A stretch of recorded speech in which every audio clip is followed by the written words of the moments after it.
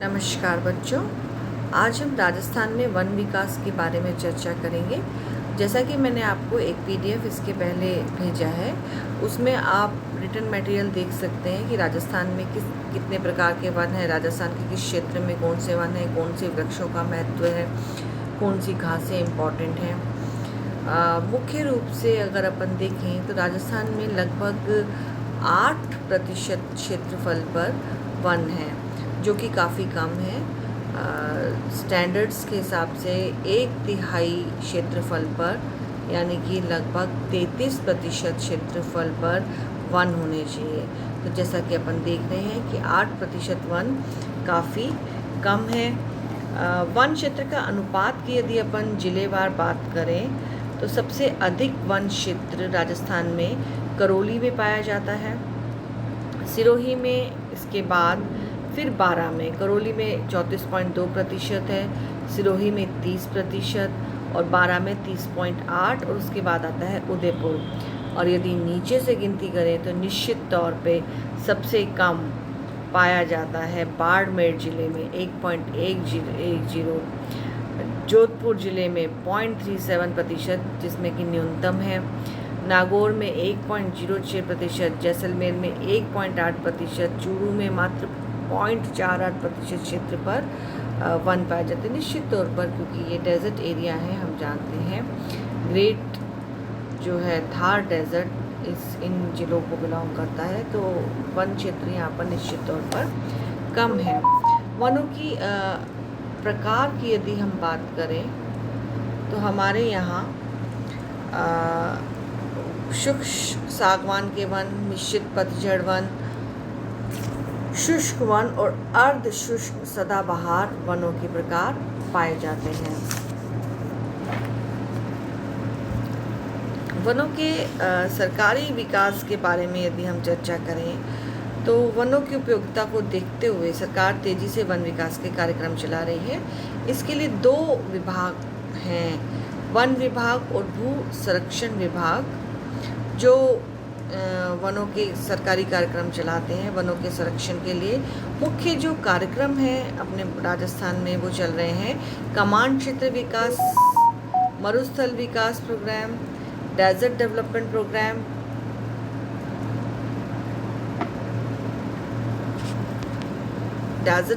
Programme, सूखा संभावित क्षेत्र कार्यक्रम, जो पूर्व में जवाहर रोजगार योजना चलती थी वो अब आप सब जानते हैं नरेगा, महानरेगा दोनों में से जो है जो भी कार्यक्रम अभी चल रहा है, आकाशीय बीजारोपण आदि कार्यक्रम है।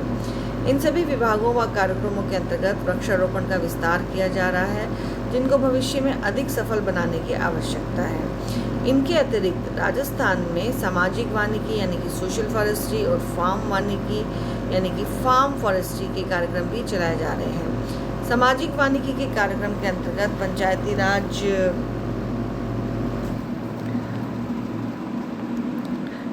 संस्थाओं तथा व्यक्तियों को निश्चित संख्या में छोटे छोटे पेड़ दिए जाते हैं, जिन्हें गांव व शहरों की बंजर भूमि, नहरों व सड़कों के किनारे, रेल की पटरियों के दोनों तरफ व अन्य स्थानों पर लगाया जाता है और पूरी देखरेख के साथ विकसित किया जाता है। राज्य में सामाजिक वानिकी कार्यक्रम के अंतर्गत वृक्षारोपण की योजना लागू की जा रही है। फार्म वानिकी कार्यक्रम के अंतर्गत इच्छुक किसानों, स्कूलों, पंचायतों व शहरी क्षेत्र संस्थाओं व सरकारी विभागों को पेड़ लगाने के लिए पौधे दिए जाते हैं। पेड़ लगाने के लिए पौधे दिए जाते हैं। ये पौधे विभागीय पौधशालाओं में तैयार किए जाते हैं। डेजर्ट नेशनल पार्क में ग्रेट इंडियन बस्टर्ड पाए जाते हैं। सरकार इसमें सड़क, पेयजल व आवागमन के साधनों का विकास कर रही है। वानिकी कार्य के लिए सरकार प्रतिवर्ष धनराशि का व्यय करती है। 12वीं पंचवर्षीय योजना में 2012-13 में वानिकी विकास के लिए 1617.6 करोड़ आवंटित किए गए। 2014-15 के लिए विभिन्न स्कीमों में 728.5 करोड़ रुपए व्यय किए गए।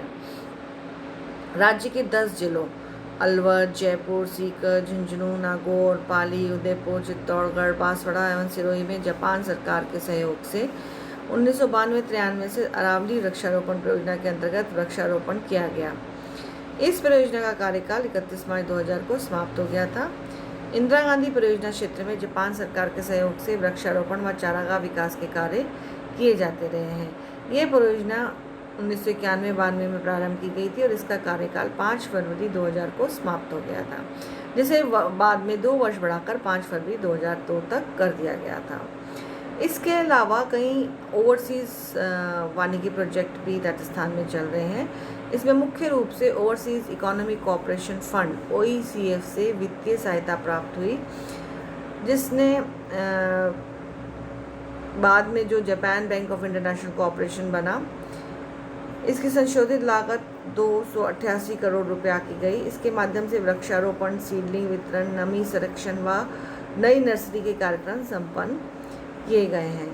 JBIC जापान की सहायता से 2003-04 में 35 करोड़ रुपए के प्रावधान से राजस्थान वानिकी एवं जैव विविधता परियोजना नाम की नई बाह्य सहायता प्राप्त योजना स्वीकृत की गई। गैर अरावली व गैर मरु वानिकी विकास परियोजना 1995 से 2002 के लिए 145 करोड़ रुपए की लागत से प्रारंभ की गई थी। 1999-2000 में 100% केंद्र प्रवर्तित स्कीम बनास भू व जल संरक्षण स्कीम 4 जिलों टोंक, जयपुर, सवाईमाधोपुर व दौसा में 10 करोड़ रुपए के व्यय से चालू की गई थी। जापान अंतर्राष्ट्रीय सहकारिता एजेंसी की सहायता से राजस्थान वानिकी व जैव विविधता प्रोजेक्ट 2 REVP 2 8 वर्ष तक संचालित किया जाएगा, 2011-12 से 2018-19 तक। इसका संचालन 15 जिलों में होगा, जो हैं बीकानेर, जैसलमेर, जोधपुर, पाली, सीकर, झुंझुनू, नागौर, चूरू, बाड़मेर, जालोर, सिरोही, भीलवाड़ा, बांसवाड़ा, डूंगरपुर व जयपुर।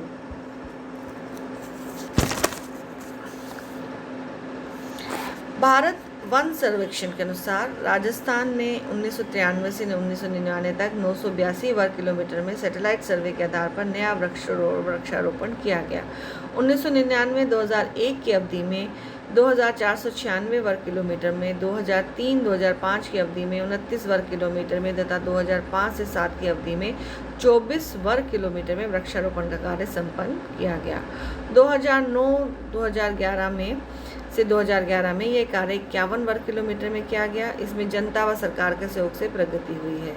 विश्व खाद्य कार्यक्रम के तत्वाधान में मरुस्थलीय को रोकने की परियोजना केंद्र ने स्वीकृत की है। इसे उदयपुर, बांसवाड़ा, चित्तौड़गढ़ व डूंगरपुर जिलों में अनुसूचित जनजाति के लाभ के लिए भी चलाया जाएगा। भारत सरकार द्वारा प्रारंभ की गई समन्वित ग्रामीण वानिकीकरण योजना के तहत 19 वन विकास एजेंसियां स्थापित की गई हैं, जो वन विकास व वानिकी के विभिन्न कार्यक्रम संचालित करती है।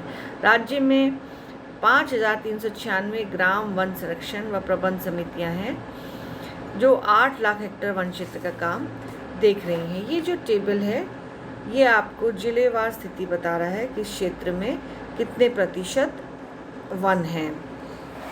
ये 2013-14 में प्रकाशित हुई थी सूची। तो इसमें अधिकतम अनुपात करौली जिले का तथा न्यूनतम अनुपात जोधपुर जिले का आंका गया है। राज्य में वन जीव सुरक्षा से संबंधित भी कई कार्यक्रम चल रहे हैं। राजस्थान में 3 राष्ट्रीय पार्क हैं, रणथंभौर, केवलादेव व मुकुंदरा हिल्स। 1 राष्ट्रीय मरु उद्यान है जैसलमेर तथा 26 अभयारण्य तथा 33 बंद वन्य जीव क्षेत्र हैं। 3 राष्ट्रीय पार्कों व 1 राष्ट्रीय मरु उद्यान का परिचय हम जान लेते हैं। रणथंभौर नेशनल पार्क यह 389 वर्ग किलोमीटर में फैला बाघ का आवास क्षेत्र माना जाता है। यह उद्यान बाघ के अभयारण्य के रूप में सुरक्षित रखा गया है। इसे शेरों की भूमि भी कहा जाता है। पिछले समय में यहाँ शेरों की संख्या को लेकर विवाद रहा है। रणथंभौर की संकरी घाटी को बाघ, शेर व रीछ के छुपने का उपयुक्त स्थान माना गया है। यहाँ गीदड़, लक्कड़बगा, हिरण, चिंकारा, नीलगाय आदि जानवर भी विचरण करते हुए दिखाई देते हैं। पास की झील में मगरमच्छ व पक्षियों के झुंड भी पाए जाते हैं। केवलादेव घना नेशनल पार्क जो कि भरतपुर में है, यह अद्वितीय रंगों की अनेक प्रजातियां पाई जाती हैं। निश्चित तौर पे यहाँ कई सारे प्रवासी पक्षी आकर रहते हैं। कई प्रकार के सारस यहाँ देखे जाते हैं। साइबेरियन सारस यहाँ प्रतिवर्ष सर्दियों में विश्राम करने आते हैं। नीलगाय, चीतल, सांबर व हिरन भी यहाँ विचरण करते हैं। इसे यूनेस्को ने विश्व प्राकृतिक धरोहर का दर्जा दिया है। इसे गोवर्धन ट्रेन से पानी उपलब्ध कराने के लिए अतिरिक्त केंद्रीय सहायता दी जा रही है। सांभर झील को भी विश्व धरोहर का दर्जा दिए जाने से राज्य में वैश्विक धरोहर मरु प्रदेशों की संख्या 2 हो गई है। मुकुंदरा हिल्स राष्ट्रीय उद्यान दर्रा में इस राष्ट्रीय बाघ अभयारण्य की मंजूरी मार्च 2011 में हुई थी। इसका क्षेत्र कोटा व चित्तौड़गढ़ है। राष्ट्रीय मरु उद्यान जैसलमेर यह 1981 में स्थापित किया गया था। यहाँ के प्राकृतिक वातावरण में चिंकारा, रेगिस्तानी बिल्ली, लोमड़ी, खरगोश आदि पाए जाते हैं। यहाँ रंग बिरंगी चिड़िया, शाही रेगिस्तानी मुर्गा, सारस व बस्टर्ड, गरुड़, बाज आदि पाए जाते हैं। मरुस्थल के बहुत भीतरी भाग में ग्रेट इंडियन बस्टर्ड अपना वंश वृद्धि करते हैं। हालांकि यह नस्ल तेजी से अभी लुप्त हो रही है। उदयपुर के समीप विभिन्न स्थानों में कुछ जाने अनजाने विहार और स्थित हैं, जिनमें वन्य पशु पक्षी पाए जाते हैं। कोटा नगर से 40 किलोमीटर दूर दर्रा वन्य अभयारण्य, अब इसे मुकुंदरा हिल्स राष्ट्रीय उद्यान बनाया गया तथा माउंट आबू अभयारण्य में भी कई प्रकार के वन्य जीव पाए जाते हैं। जोधपुर जिले के मंचिया में एक सफारी पार्क व कई लघु मृग पार्क हैं। राज्य में 33 बंद वन्य जीव क्षेत्र हैं, जिनकी देखरेख वन विभाग करता है। इस प्रकार राजस्थान प्रमुखतः मरुस्थलीय प्रदेश होते हुए भी वन प्राणियों से विहीन नहीं है। ये प्राणी प्रकृति की शोभा बढ़ाते हैं और पर्यावरण व परिवेश के संतुलन को बनाए रखने में मदद कर देते हैं। सरकार सदैव इनकी सुरक्षा व संरक्षण के लिए प्रयत्नशील रहती है। इनके चोरी छिपे की जाने वाली शिकार व कठोर प्रतिबंध होना जरूरी है, अन्यथा भविष्य में इनकी कमी मानवता के लिए अभिशाप बन सकती है। धन्यवाद बच्चों।